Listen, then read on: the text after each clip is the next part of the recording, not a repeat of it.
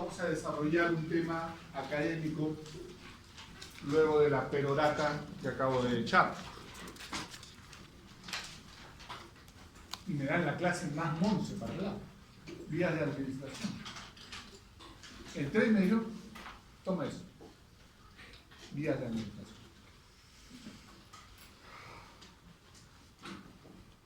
Lo más fácil es lo más interesante de eso. Y a ver, a mi hijito lo fastidio, tiene 4 años. Inyección, la clásica, ¿no? Voy a preguntar. ¿A cuántos de ustedes les gusta que les apliquen inyecciones? Levanten la mano. No levantan la mano. A él le gusta. Es que hay un concepto ahí. El medicamento actúa más rápido. Me quita el dolor más rápido. ¿A cuántos de ustedes, a mi mamá por ejemplo, no le gustan los jarabes, los vomita? Es tan sencillo como eso elegir el fármaco de acuerdo a cada paciente. A mí no me gustan las inyecciones y no receto inyecciones en consulta, salvo que vea que el paciente viene llorando. Si viene llorando, anda, ponte tu ampolla, regresas y ya te veo con tranquilidad. Porque lógicamente tampoco voy a dejar que la otra persona le duela. Entonces, la vía de administración tenemos que considerar la enfermedad, el fármaco, el estado de salud, las preferencias que tiene el paciente. ¿No? Con un ampolletazo se me quita todo. Pero hay que ver si el ampolletazo es verdad o no, que le quita todo. Le alivia de repente, pero no le quita todo y queda mal curado.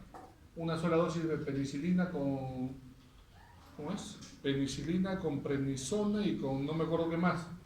3 en 1 para la garganta. El antibiótico tiene que tener un tiempo de administración, si no el germen aprende a ser resistente. Entonces, hay que tomar una serie de conceptos para eso. Las vías de administración serán todas aquellas vías o rutas que vamos a administrar un fármaco para que ingrese a la economía corporal y llegue a su lugar blanco o destino. Me explico. Yo hoy día de la mañana he estado en el hospital militar. Entonces, para venir, agarré mi Waze y vi el tránsito. Dije, no, el tránsito más rápido está por la Javier Prado Villela. Pico placa, no hay problema. ¿No es cierto? Entonces me vine por ahí. Igual, tenemos que ver qué características nos dan en qué momento para poder elegir un fármaco. Puede ser que lo consumamos, una vía inmediata o mediana, o que ingrese pues de frente a la circulación sanguínea, que evitaremos los pasos de absorción. Entonces, podemos, a través de la introducción, a través de una jeringa, en los diferentes tejidos, una vía parenteral para introducir el fármaco, que si va a un tejido y luego se absorbe, o va directamente a la sangre, o va directamente al lugar que queramos aplicar. Una anestesia raquídea, por ejemplo. O puede ser una vía de absorción. Un parche, pongamos, de estrógenos como terapia de reemplazo hormonal. ¿No? O un Norplan, un implante transdérmico para la anticoncepción. Tiene que liberarse el fármaco y absorberse. Una vía de absorción media. Y todos los pacientes tenemos que considerar cuál es su universo, su estado de salud, para poder determinar qué vía vamos a utilizar. Los 3 casos tienen un problema gástrico, pero de diferente gravedad e intensidad.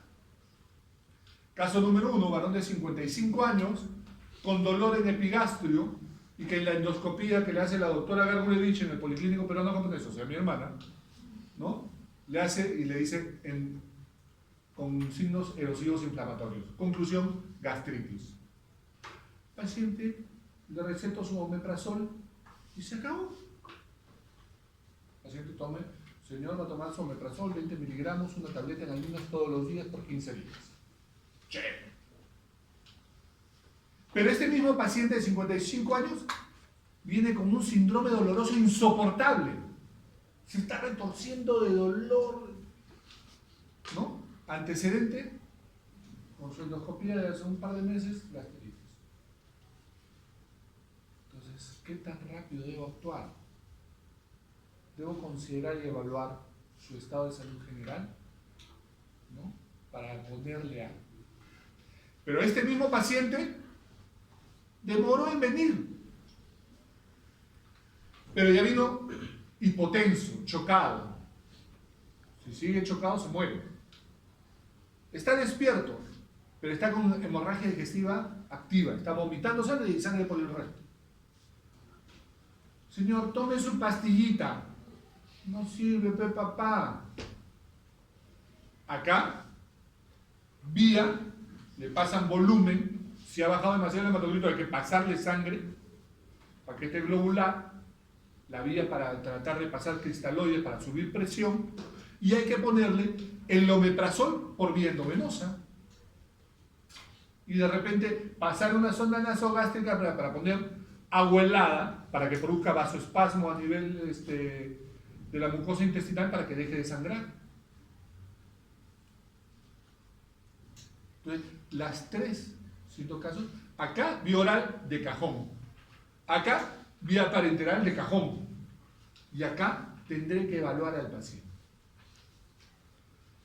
Mismo paciente. Agitación psicomotriz. Me mandaron, de repente conté esta historia antes. Estaba de guardia, residente en el hospital militar en emergencia.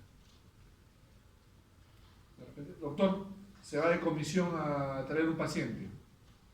Subo a la ambulancia, me llegan a Chorrillos, y era un tipo que estaba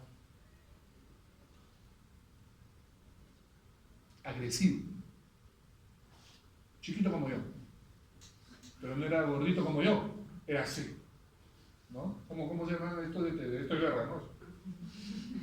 Puro comando. Ahí está en zona de emergencia y se había pasado de pepas. Toma tu pastillita para que te tranquilices. A ver, abre la boquita, papito.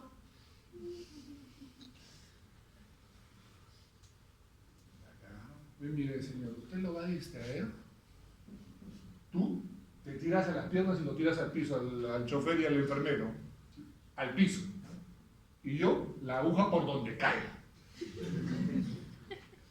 Esa fue la estrategia. O sea, cuerpo a cuerpo estaría hospitalizado yo todavía. El paciente está. El otro día me llama una técnica de su casa, su mamita, presión 200 con 100. Y la señora, tú llegabas al cuarto y la señora estaba al fondo y escuchabas su respiración agitada. ¿Cierto? Pero la señora estaba, eso no era sueño, estaba en sopor profundo, estaba en precoma. Solamente respondía a estímulos dolorosos. Yo estoy en el hospital, o sea, acá yo no puedo darle nada para controlar, le puedo controlar la presión de repente, pero la señora hay que ponerle líquidos parenterales, hay que ponerle antibiótico parenteral porque parece tener una neumonía, etc. No puedo hacer mucho acá. Hay que pasarle una sonda nasogástrica para que no se aspire, etc. Entonces, ¿cuál es la condición? ¿Está lúcido o no está lúcido? Veo ahí una niña pequeña. A los niños no le vamos a recetar inyecciones, salvo que sea estrictamente necesaria una vacuna. Pero, a ver, démosle una suspensión, esos jarabes densos, espesos. Y mi hija me vomitó. Mi hija prefirió aprender a tomar pastillas que tomar ese jarabe. Así elegimos la vía de administración. Y para eso debemos conocer la bondad y la rapidez y la característica de cada vía. Las vías inmediatas que tienen que atravesar la piel a través de una punción o sea, la intradérmica, subcutánea, muscular, intravascular, que puede ser intravenosa, intraarterial, intracardíaca, la intraperitoneal, la intrapleural, articular, intraósea, intrarraquídea, intraneural. Y las vías mediatas o directas, como la vía oral, la sublingual, la rectal, la respiratoria, la dérmica, la genitourinaria, la conjuntival o la óptica. Vamos a tratar de desarrollarlas. La vía oral es la más sencilla, pero para esto necesitamos, número 1, que el paciente esté despierto. Número 2, que el paciente colabore. Número 3, que no tenga intolerancia gástrica, que puede estar consciente, puede colaborar, pero el tipo está vomita y vomita y vomita. No le vamos a dar algo por la vía oral. Primero le tenemos que quitar los vómitos. Y no digo náuseas, digo vómitos. La vía oral es el ingreso de tabletas, cápsulas, grajeas, jarabes, suspensiones. Por acá ingresa el fármaco. Pero este fármaco va a ser generalmente absorbido a nivel de la mucosa intestinal o del estómago. O de repente no va a ser absorbido. Porque se van a dar los dos casos. Vamos a ver. Yo tengo dolor, administro un analgésico cualquier AINES. La pastilla tiene que absorberse para quitarme el dolor articular. Hoy día me toca jugar fútbol en la noche y mañana seguramente me va a doler las patadas o las caídas, etc. Mañana voy a tomar mi analgésico. Ese analgésico se absorbe generalmente en la primera o segunda porción del duodeno. Muy bien. Pero, por el apuro, no tengo tiempo de almorzar, como hoy día, ¿no? He desayunado mal, tomé el analgésico y me produjo gastritis. Me comenzó a fastidiar el estómago, me arde, ¿no? No tengo esomeprazol a la mano, tengo bismuto, subcitrato de bismuto. Mastico mi pastillita de subcitrato de bismuto, pero el subcitrato de bismuto no tiene por acción absorberse para inhibir la secreción gástrica, sino más bien de neutralizar el pH del estómago a nivel local. La idea es que no se absorba. La idea es que no se absorba. Entonces el fármaco yo puedo querer que se absorba o no cuando lo administro por vía oral. Si se absorberá a nivel del estómago. Productos que yo no quiero que se absorban, por ejemplo, el sucralfato para que actúe a nivel de la úlcera gastrointestinal formando una película protegiendo la úlcera para que no sangre. Las sales, los antiácidos para que neutralicen el pH gástrico. De repente el paciente le van a hacer una colonoscopía y utilizo una sustancia para preparar el colon, ¿no? Para que el paciente pueda hacerse una endoscopía y ver, ¿no? Todas las estructuras. Entonces necesito el paciente toma líquidos claros y toma unos laxantes osmóticos. La idea es que no se absorban, sino que jalen agua y que toda esa cochinada la boten. Todos esos detritos sean eliminados. La idea es que no se absorban. Entonces, querré que se absorban y generalmente la absorción es a nivel del intestino, primera y segunda porción, es donde la mayor, primera y segunda porción del duodeno es la mayor absorción. Y la absorción generalmente suele ser por difusión pasiva. Algunos casos serán por mecanismos activos, con gasto energético, pero muchas veces es por diferencia de concentraciones nada más. Pasará del polo intestinal al polo vascular. Cuando tienen una buena absorción, ¿qué fármaco tiene una buena absorción? Los ácidos débiles, las sustancias muy liposolubles. Los ácidos débiles por su pH atraviesan las membranas más fácilmente y los liposolubles pues, atraviesan las membranas que son lípidos por esta característica. Las bases con pK mayor de 5 casi no se absorben, ¿no? Por ejemplo, ¿recuerdan el caso famoso de Diego Armando Maradona en el Mundial de México 86 que la enfermedad lo saca de la mano? Le detectaron efedrina, estimulante, ¿no? Entonces la efedrina tiene un pK alto, no se absorbe bien por la mucosa intestinal. Entonces, o le damos una concentración muy alta para que se absorba, o utilizamos otras vías. que generalmente son las vías inhalatorias para la administración de la efedrina. La mayoría de fármacos suelen ser bases y se absorben mejor en medios básicos como el intestino. Lo que quiere decir que para llegar a este medio, la base, si se libera a nivel del estómago, el pH es ácido, puede ser destruido o desnaturalizado. Las hormonas tipo insulina, por ejemplo, no pueden administrarse por vía oral, porque el pH del estómago las desnaturaliza por ser proteínas. Por ejemplo, los aminoglucósidos llegan al pH del estómago y no lo atraviesan, porque el pH del estómago los destruye. Los aminoglucósidos antibióticos que se administran única y exclusivamente por vía parenteral, intramuscular o endógena. Entonces, estas bases deberán tener una protección que se liberará a nivel intestinal para poder ser absorbida, porque el intestino ya pues se agregan las secreciones intestinales, las sales biliares y el pH ácido del estómago cambia. La absorción intestinal está determinada, primero, porque el intestino delgado es grande y además tiene las invaginaciones, las vellosidades intestinales que hacen la superficie sea mucho más grande todavía. Y que estas permiten fácilmente la difusión de las sustancias y que además están ricamente vascularizadas. Entonces, por eso el intestino, sobre todo el duodeno, es el lugar ideal para la absorción de fármacos y de nutrientes.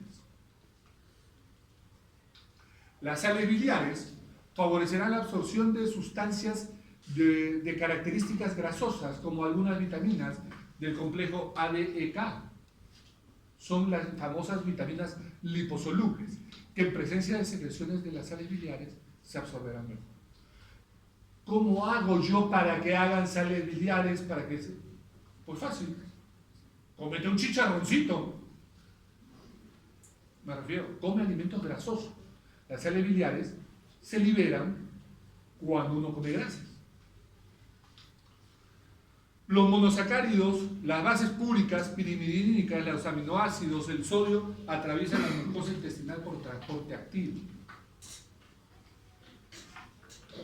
Hay compuestos insolubles o poco ionizados como los aminoglucósidos, la tubocuranina, las tetraciclinas que no se absorben bien, que no se absorben en el intestino. Ya les había adelantado algo de eso. Los medicamentos polipeptídicos, ¿no? Proteicos, ¿no? Son hidrolizados por los jugos pancreáticos. Y aquí tenemos la insulina o la vasopresina. La vasopresina la utilizamos por vía inhalatoria o por vía endovenosa, y la insulina por vía subcutánea o por vía endovenosa. Aquel paciente diabético que no controla sus glicemias con metformina, glibenclamida o cualquier hipoglicemiante oral, ¿no? Y anda con glucosas superiores a 200 y de repente tiene algunos otros factores malos, este paciente habrá que inyectarle insulina, ¿no? Si está muy grave, por vía endovenosa, y si no, el paciente se le inyectará por vía subcutánea. En ocasiones, la administración de fármacos busca el efecto a nivel del tracto gastrointestinal. Por ejemplo, los antiácidos, el subcitrato de bismuto, el hidróxido de aluminio, el hidróxido de magnesio. Por ejemplo, laxantes, ¿no? Con la idea de producir un incremento en las deposiciones, porque el paciente está impactado, porque no hace deposiciones, porque está constipado, o porque van a hacer un procedimiento diagnóstico tipo colonoscopía. El epitelio tenemos la vía sublingual. En la vía sublingual yo no pretendo que el paciente pase los medicamentos, sino a nivel debajo de la mucosa. Ustedes recuerdan, pasa una vena chiquita. ¿Cómo se llama? ¿Cómo se llama esa vena? Uy, no han llevado. El doctor Mujoya no está, ¿no? Si no, lo llamo para decirle que no se acuerda.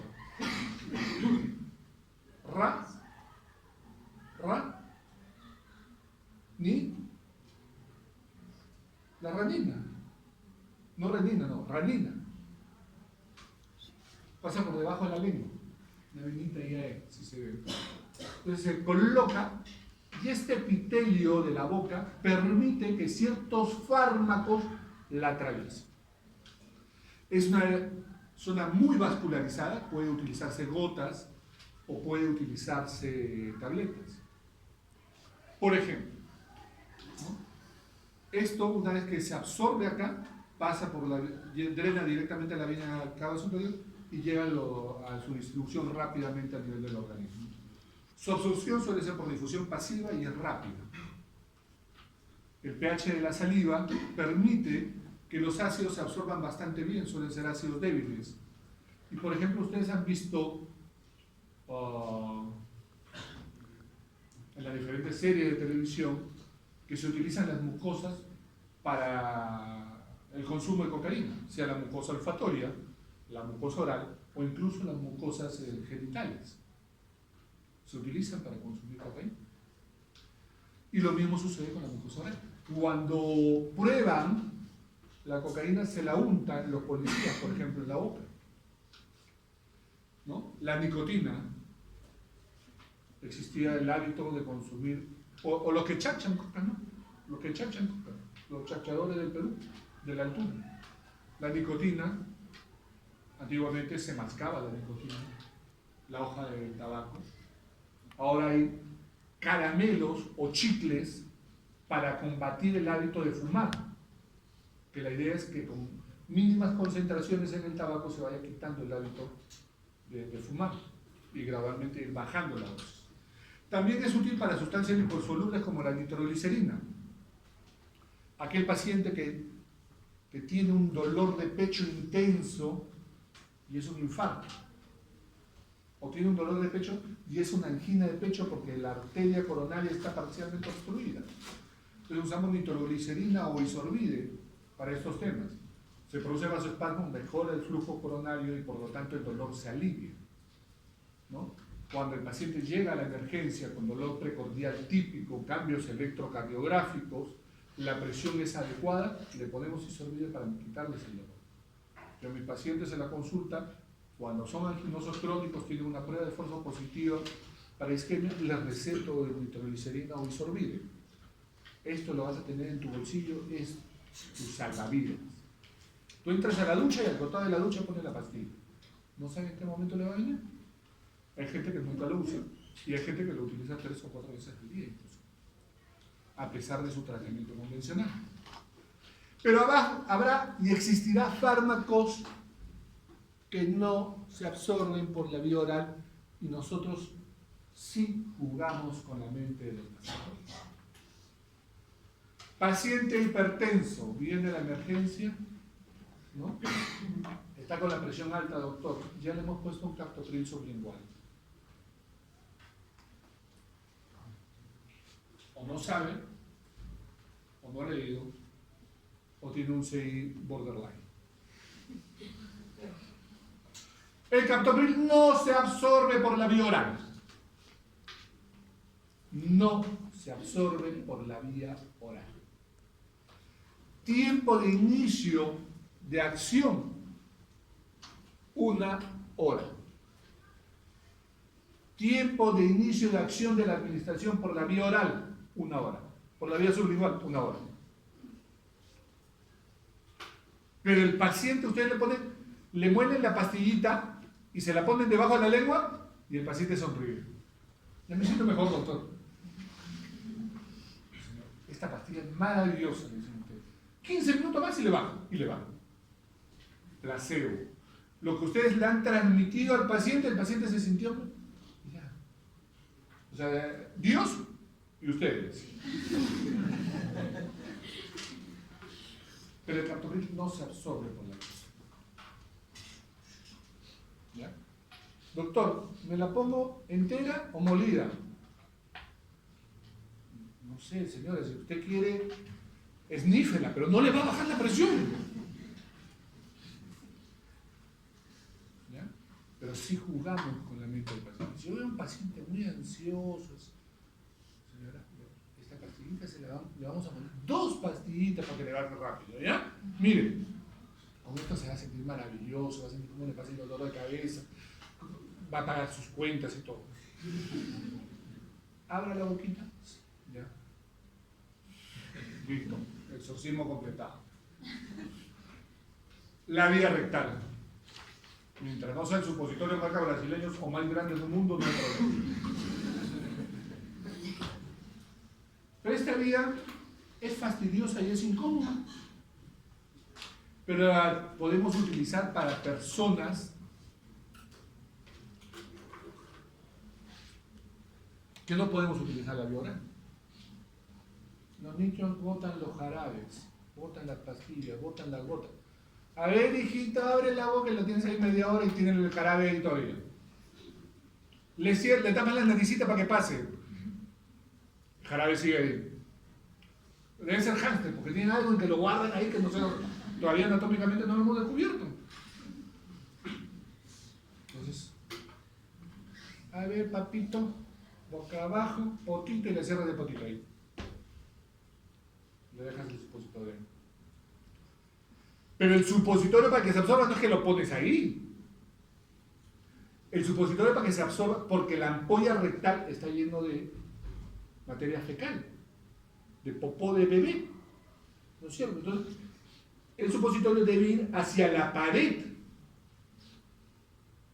Debemos dejarlo pegado a la pared para que se absorba en la mucosa. Si es un analgésico, un antipirético, un antibiótico.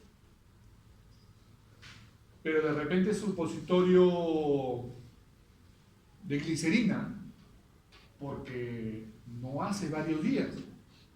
Entonces la cosa ya cambia. La idea es ahí que la glicerina se disuelva, unte la materia fecal y la materia fecal tenga tendencia a salir.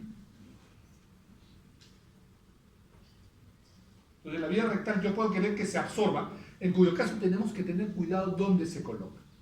Y una vez colocado, porque el niño cuando siente algo ahí va a querer botarlo. Entonces hay que ajustar potito.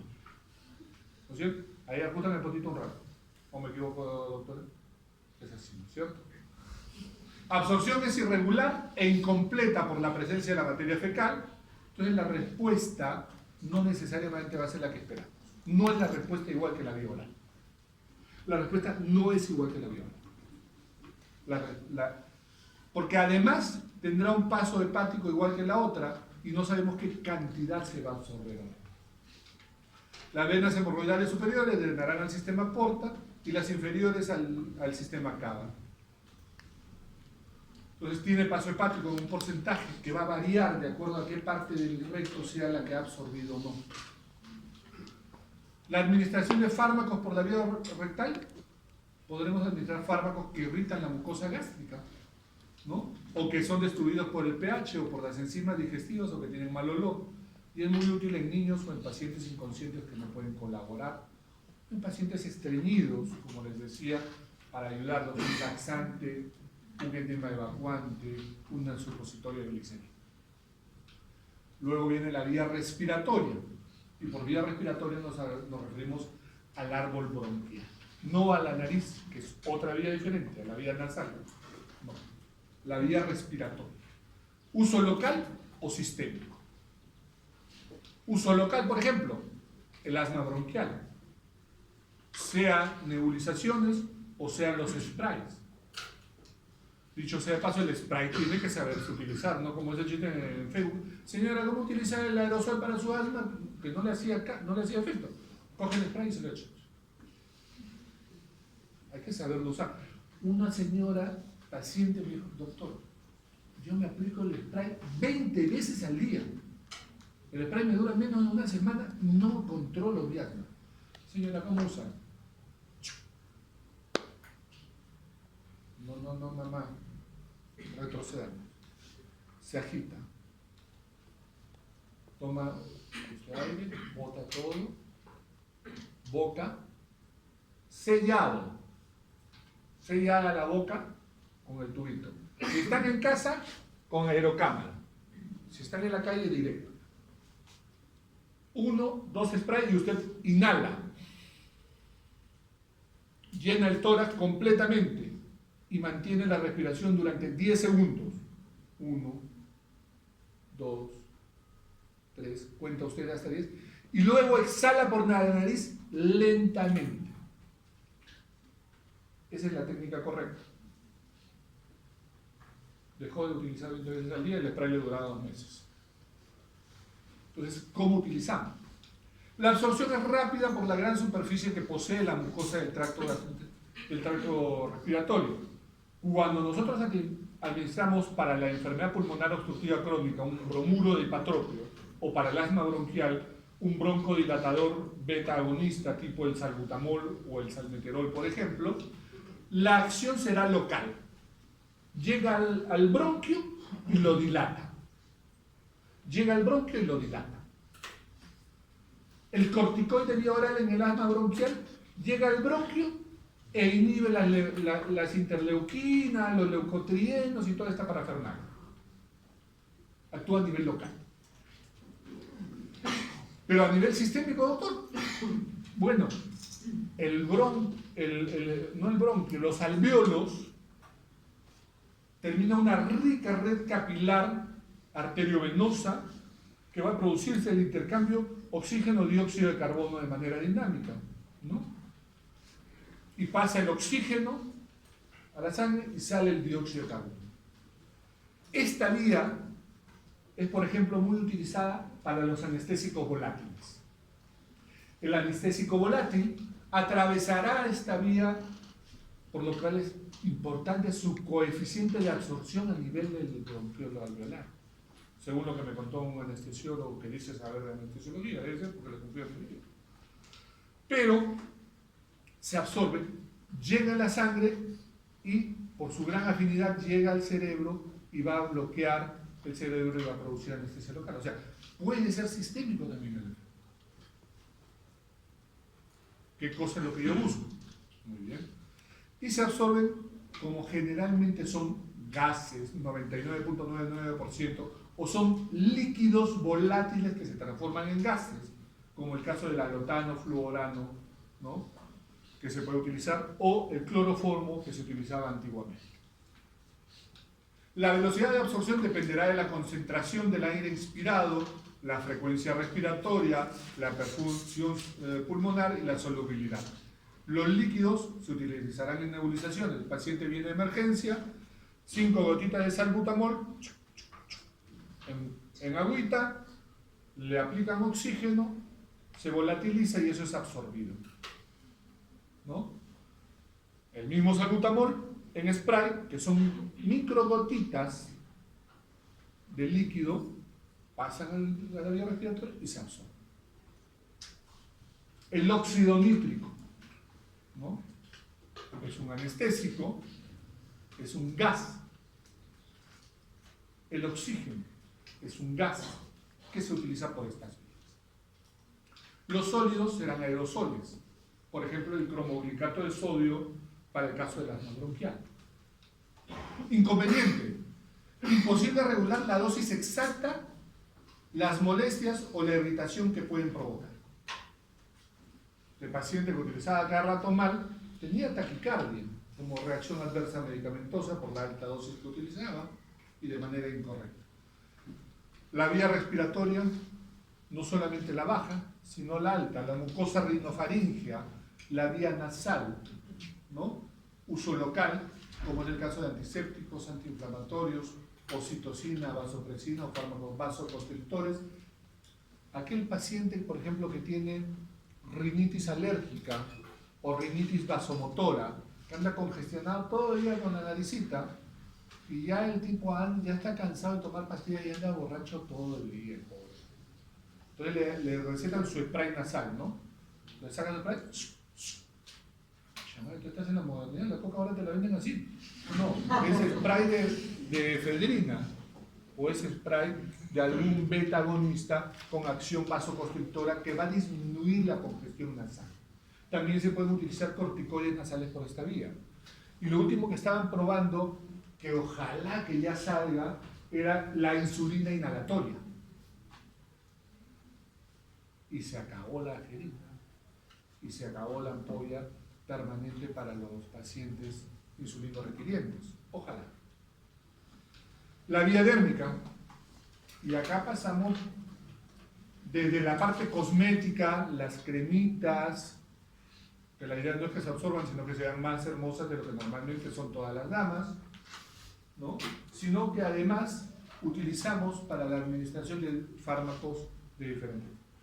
Y en esta vía podremos querer que se absorba o no. La terapéutica local dermatológica, generalmente queremos que actúe a nivel local. Algunas para corregir imperfecciones, hay estas cremas para el acné, por ejemplo, pues del color de la piel, o fotoprotectores para evitar fotosensibilidad, problemas en el acné tipo rosácea, etc. Hay que poner fotoprotectores. Hay polvos para damas, cosméticos con protección UV, ¿no? Entonces, la línea dermatológica. Tenemos también fármacos para esto. Infecciones dérmicas. Las infecciones dérmicas muy frecuentes son, por ejemplo, los hongos de diferentes tipos.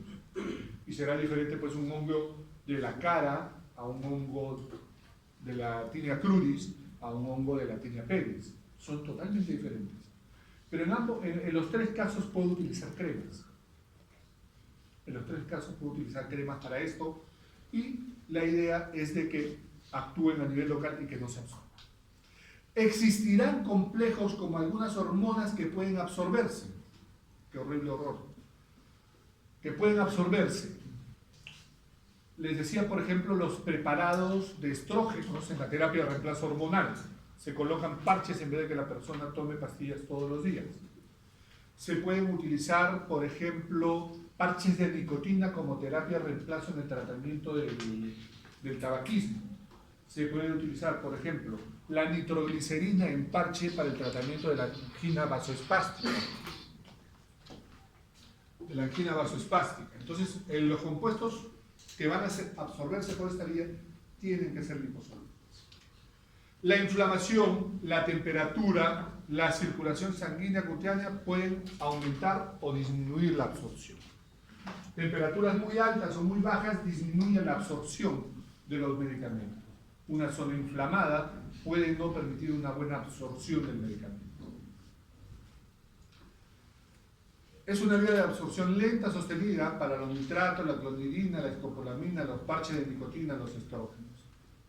Ventaja para estos es que evita el primer paso hepático. Cuando una paciente, una dama, toma estrógenos, se absorberá en el intestino y el intestino delgado su circulación drena el hígado. Entonces ahí parte del medicamento se metaboliza. En cambio en esta vía pasa a la sangre y no tiene un primer paso hepático. Evita el primer paso hepático. Las concentraciones plasmáticas suelen ser constantes. No va a haber de que se absorbe más o menos porque se ingirió con o sin alimentos o con tal tipo de alimentos. Permite interrumpir la absorción. Me cayó mal en la nitroglicerina, doctor, comencé con un dolor de cabeza. ¡Guau! Sacas el parche, muerto el perro, se acabó la rabia.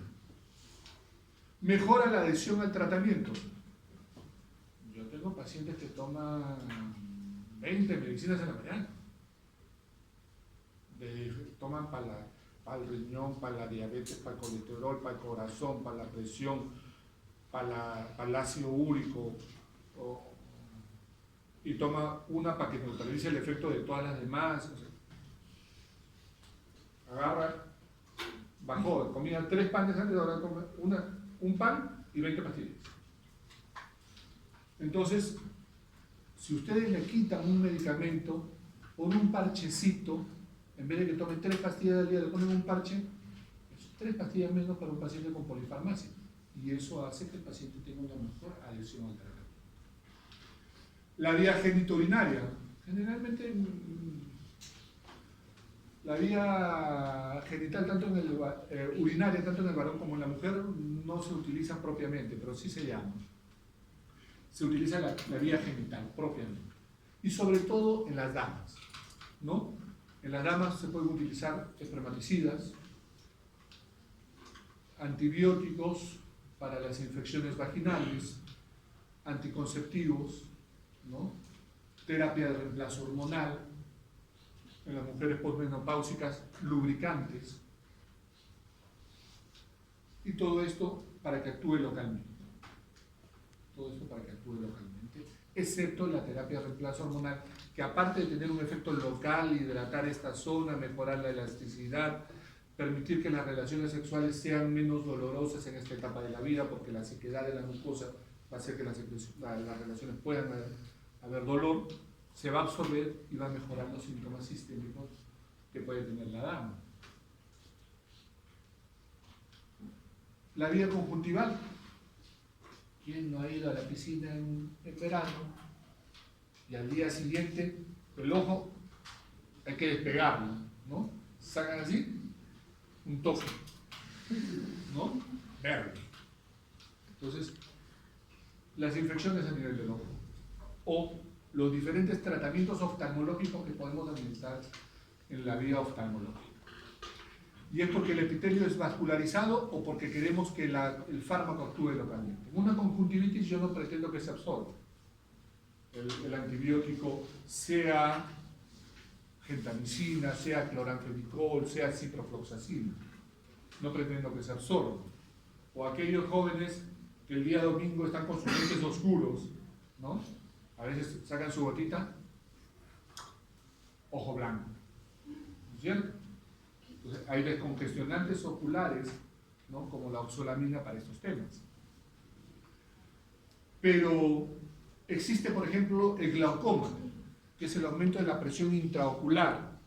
Cuando aumenta la presión del tono ocular, el ojo presiona la presión, vale la redundancia de lo que digo, hacia el fondo, hacia la retina. Y cuando se comprime la retina, que es una capa de neuronas que capta la percepción de las imágenes y la transmite al cerebro, al comprimirla, la mata. Y se produce ceguera irreversible en el glaucoma. Entonces, a ese paciente hay que permitirle que es bajar esa presión intraocular. ¿Qué utilizamos? Beta bloqueadores, como el caso del timolol, en gotas, para que se absorba hacia el fondo del ojo ya. Pero cuando el paciente, el viejito, tiene pues un volumen de distribución diferente, tiene menos agua, el riñón no funciona bien, el hígado no funciona igual, esa gotita se absorbe a la sangre también. Y yo he tenido hasta 4 pacientes que con gotas oftalmológicas presentaron bloqueo aurículo-ventricular y casi le pusimos marcapaso. Suspendimos todo, subió la frecuencia cardíaca, salió del bloqueo, ¿no? Pero a las finales evaluamos si era costo-beneficio porque el paciente teníamos que salvarle la vista. ¿Qué hacemos? Se evaluó si tenía enfermedad del sistema de conducción y en 3 de ellos se prefirió poner marcapaso y ya podían utilizar sus gotas tranquilos. Uy, uy, uy. Las soluciones deben ser neutras e isotónicas para no irritar el ojo. Neutras e isotónicas. Porque ¿qué pasa si yo pongo un ácido y le hace un huequito a la córnea? Va a doler, se va a infectar y se van a acordar de su familia. Pueden producir cierta absorción sistémica y serán parte de los efectos indeseados. Las vías intradérmicas, ya comenzamos con las vías parenterales. ¿Qué tiempo ya voy, no? Está muy bien. Volúmenes muy pequeños, porque es debajo de la piel nomás. La agujita número 25-26 se introduce el bisel de la aguja prácticamente y se utiliza para colocar muy pequeño.